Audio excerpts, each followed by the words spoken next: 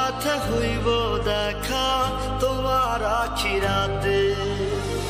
তোমার বিচার দিলাম আমি খোদার আদালতে, আমার সাথে হইব দেখা তোমার আখিরাতে।